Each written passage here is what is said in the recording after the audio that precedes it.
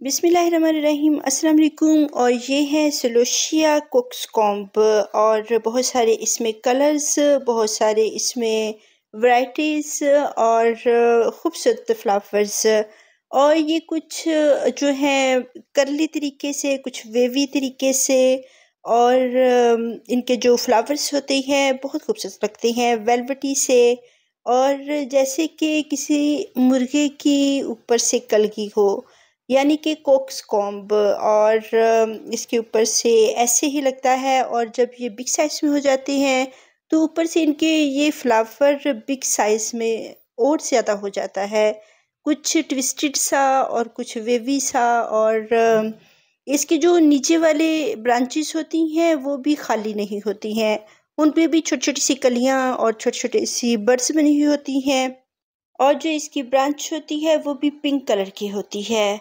और उसमें ये जो खूबसूरत से फ्लावर्स होते हैं वेलवेटी से। और इसके ऊपर कुछ बग्स होते हैं जो कि लीफ टाइप होते हैं, जो कि इनको बहुत ज़्यादा लाइक करते हैं, जो इनके नीचे वाले एरिया में जहाँ पे सीड्स बनते हैं वहाँ पे रहना पसंद करते हैं।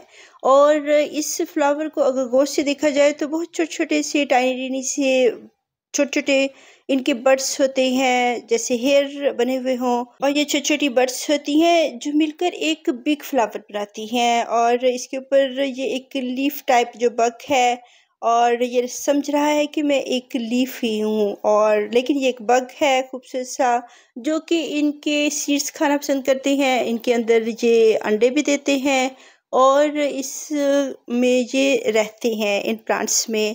तो ये इनसे कुछ भी फ़र्क नहीं पड़ता है प्लांट्स के ऊपर या फ्लावर्स के ऊपर, ये बढ़ते रहते हैं, बिग साइज़ में होते रहते हैं। और बहुत बिग साइज़ में भी हो जाते हैं। बाज़ औक़ात ये कर्ली से लीव्स अभी तो ये स्टार्ट हुए हैं, और ये जब तक कि बहुत गर्मी ना आ जाए तब तक ये रहते हैं। और बहुत सारे जो सिलोशिया होते हैं वो बहुत सारे कलर्स में भी होते हैं, इनमें ड्वार्फ वैराइटीज़ भी होती हैं। और इनमें आपके पास जो कि सिर्फ सर्दियों में आते हैं। और कुछ वैराइटीज़ होती हैं जो पेरिनियल्स होती हैं, लेकिन कुछ एनुअल होती हैं। तो वैसे ये एनुअल तरीके से ही बढ़ते हैं, और इनके सीड्स होते हैं जो कि हम जो है बहुत सारे पॉट्स में इनके डालते हैं, और बहुत सारे इनके बेबी प्लांट्स निकलते हैं और फिर ये बढ़ना शुरू कर देते हैं। तो बरसात के मौसम में हम इनकी कटिंग्स भी लगा सकते हैं, इनको हम कटिंग से बढ़ा सकते हैं। और इनकी जो 6 इंच की कटिंग होगी उसके नीचे वाले जो लीव्स होंगे उनको हम उतार देंगे। और इसकी जो ब्रांच है वो किसी हम वाटर में प्रोपगेशन भी इसकी कर सकते हैं, लेकिन इसके फ्लावर्स आने से पहले पहले इनकी कटिंग्स लगा सकते हैं। और ख़ास तौर पर रेनी सीज़न में इनकी कटिंग्स बहुत अच्छी तरह चल जाती हैं। तो बहुत सारी ग्रासेस भी इधर निकल रही हैं, लेकिन ये एनुअल होती हैं, इनको हम सेव नहीं कर सकते हैं, ये बहुत गर्मी में जल जाती हैं और नहीं रहती हैं। तो ये बहुत खूबसूरत ग्रासेस लगती हैं, लेकिन ये अपने टाइम पे सर्दियों में आती हैं और फिर खुद ही ख़राब हो जाती हैं, खुद ही जल जाती हैं। तो इनको हम पेरिनियल ग्रासेस के तौर पे नहीं सेव कर सकते। लेकिन मैं इनको नहीं निकालती, ये खुद ब खुद ही अपना सीज़न पूरा करके तो ऑफ हो जाती हैं और खूबसूरत लगती हैं, छोटी-छोटी सी ग्रासेस। और कोक्सकॉम्ब इसमें 2 कलर्स हैं मेरे पास, एक पर्पल कलर का है और एक रेड कलर में है। तो दोनों ही खूबसूरत कलर्स हैं, इसमें आपको येलो, वाइट, पिंक और पर्पल इस तरह के कलर्स आपको मिल जाते हैं। और इसमें एक ड्वार्फ वैरायटी आती है जो कि सर्दियों में हम उनको ग्रो करते हैं और वो सर्दियों में ही रहते हैं, और वो इतने सीड्स भी नहीं बनाते हैं।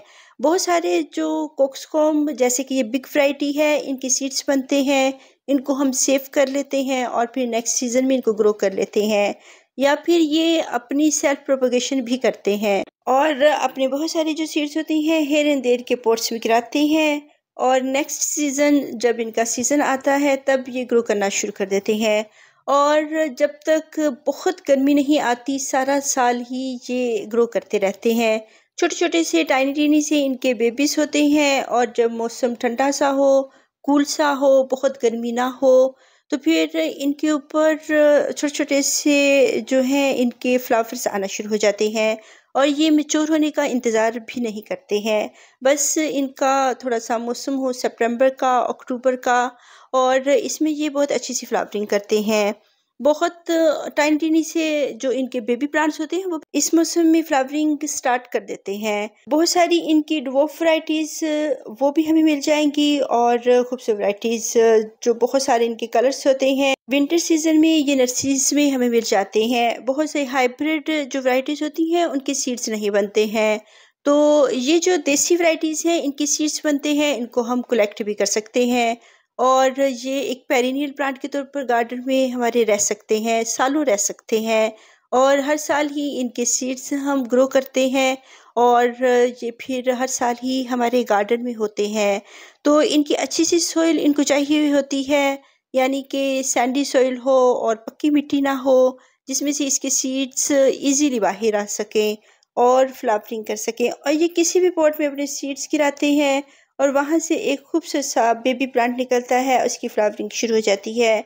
शुरू में छोटी सी एक बड होती है, फिर ये बढ़ते-बढ़ते एक बिग फ्लावर में कन्वर्ट हो जाती है, और फिर जो इसकी नीचे ब्रांचेस होती हैं वो भी खाली नहीं होती हैं। उधर से भी हियर एंड देयर से छोटी-छोटी से जो ब्रांचेस निकलती हैं उनसे छोटे-छोटे से खूबसूरत फ्लावर्स बनने स्टार्ट हो जाते हैं।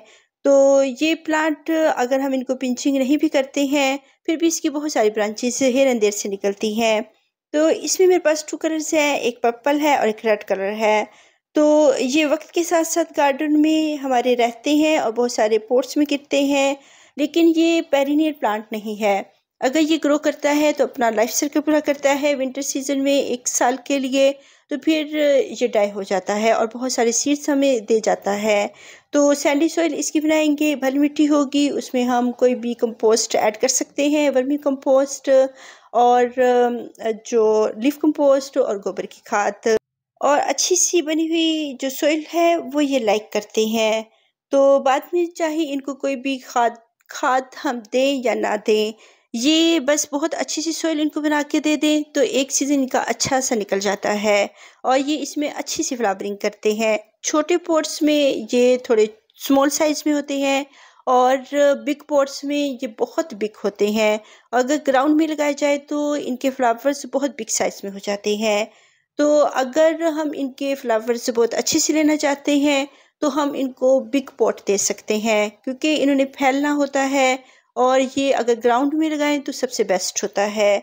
और अगर आपके जो हेयर एंड देयर के पॉट्स में निकल आते हैं तो आप इनके बेबी प्लांट्स अपनी मर्जी से निकाल कर रूट्स के साथ तो बिग पॉट्स भी दे सकते हैं, वरना जिस भी पॉट में गिरे हुए होते हैं उसमें से ये निकल आते हैं और फिर फ्लावरिंग स्टार्ट कर देते हैं। और ये बहुत सारी बॉटल्स में भी इनके सीड्स मैंने गिराए हुए थे, और प्लास्टिक बॉटल्स में अब ये अच्छी तरह से ग्रो कर रहे हैं। और इनकी जो नीचे वाली साइड होती है, अभी तो मौसम नहीं है, अभी तो इनके फ्लावरिंग का मौसम है, लेकिन इनके सीड्स दिखाना ज़रूरी था, इसलिए क्योंकि इनके नीचे वाली साइड में ही सीड्स बनते हैं, और जब इनका सीज़न ख़त्म हो जाता है, ये अपनी लाइफ साइकिल अपना पूरा कर लेते हैं, तो फिर इनके बॉटम में बहुत सारे सीड्स बनते हैं, और ये टाइनी-टाइनी से ब्लैक कलर के सीड्स अगर हम अभी भी ग्रो करना चाहें तो इनको अभी भी ग्रो कर सकते हैं, और ये सारा साल ही उगते रहते हैं, और अगर इनका सीज़न ना भी हो तब भी जब इनका सीज़न आता है ये खुद ब खुद ग्रो करना शुरू कर देते हैं। इसलिए अगर इनको सेव करना चाहते हैं तो सेव कर सकते हैं, अगर नहीं करना चाहते मेरी तरह ऐसे ही बहुत सारे पॉट्स में गिरा दें तो ये खुद ब खुद निकलते रहते हैं और फ्लावरिंग करते रहते हैं। तो सर्दियों का प्लांट है और सर्दियों में ये फ्लावरिंग बहुत अच्छी सी करते हैं। अभी इसके सीड्स इतने ज़्यादा नहीं बने हैं, बस थोड़े-थोड़े से ही बने हैं, और इनकी अभी स्टार्ट है ये फ्लावरिंग। तो इनके वक़्त के साथ-साथ बहुत सारे जो सीड्स हैं वो बनेंगे, और नीचे वाला तमाम ही जो एरिया होगा वो ब्राउन हो जाएगा। अभी ये एरिया सिर्फ़ थोड़ा-सा ही ब्राउन हुआ है, और ऊपर से ये वेलवेटी कलर के होते हैं, रेड कलर में, बहुत सारे कलर्स में होते हैं, और जब ये अपना लाइफ साइकिल पूरा कर लेते हैं तो ये फिर ब्राउन और गोल्डन कलर के होने शुरू हो जाते हैं। तो ये बहुत देर तक, महीनों तक इनकी फ्लावरिंग रहती है। अब अब अगर ये फ्लावरिंग पे आ रहे हैं तो ये 2-3 माह तक फ्लावरिंग करते रहेंगे, और इनके जो फ्लावर्स हैं जल्दी फेड नहीं होते हैं। बहुत सारे पॉट्स में जिनमें आप इनको रखना चाहते हैं, उनमें आप इनको बखेर दें, स्प्रिंकल कर दें, तो ये खुद ब खुद इनके बेबी प्लांट्स आते रहेंगे और बहुत सारे जो हैं आपको फ्री में जो इनके फ्लावर्स हैं वो मिल जाएंगे। इनको दबाना ज़रूरी नहीं है, सॉइल के ऊपर भी स्प्रिंकल कर दें, तब भी इनकी ग्रोथ स्टार्ट हो जाती है। और बहुत कम केयर में चलने वाले प्लांट्स हैं, बहुत ज़्यादा फर्टिलाइजर्स की ज़रूरत नहीं होती है, लेकिन इनके ग्रोइंग सीजन में अगर हम इनको लिक्विड फर्टिलाइज़र गोबर की खाद का या किसी भी वर्मी कंपोस्ट का और पोटैटो पील्स का अगर लिक्विड फर्टिलाइज़र इनको डाइल्यूट करके देते हैं तो इनके फ्लावर्स बहुत अच्छे से बढ़ते हैं और इसके पौधे की ग्रोथ भी अच्छी होती है। और फिर ये एक बिग साइज़ में होता है और इसके फ्लावर्स उतने ही बिग साइज़ में होते हैं। जितने हम छोटे पॉट में इनको रखेंगे, इनके जो फ्लावर्स की साइज़ेस हैं वो स्मॉल साइज़ होंगे। और अगर हम इनको बिग साइज़ में रखना चाहते हैं तो इनको बिग पॉट देते हैं। तो बहुत अच्छी सी इनको सॉइल तैयार करके दें जिसमें ये बहुत हैप्पी हों और बहुत इनके फ्लावर्स बिग साइज़ में हों। ये वो प्लांट है जो कि धूप ना भी मिले तब भी इनकी फ्लावरिंग होती है। शेडी एरिया में भी ये फ्लावरिंग करते हैं और ब्राइट लाइट होनी चाहिए, हियर एंड देयर इनकी धूप होनी चाहिए और डायरेक्ट जो सर्दियों की धूप है उसमें भी ये फ्लावरिंग अच्छी करते हैं। तो इनके लिए ज़रूरी नहीं है कि धूप बहुत ज़्यादा हो।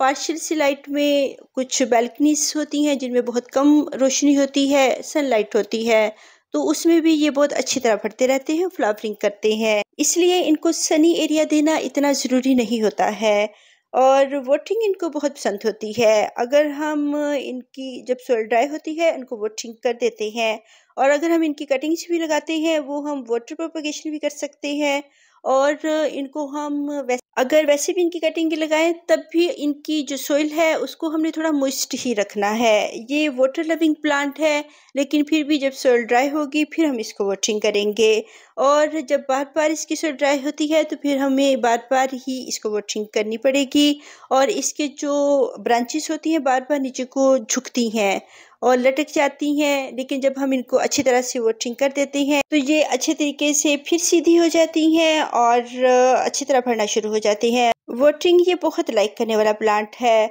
और जब भी इसकी सॉइल ड्राई हो तो हम इसको वाटरिंग कर देते हैं। ये फ्लावर्स बहुत बिग साइज़ में हो जाते हैं अगर हम इनको बहुत बिग पॉट देते हैं या ग्राउंड में लगाते हैं। तो खूबसूरत फ्लावर्स हैं और वेलवेटी से, यूनिक से।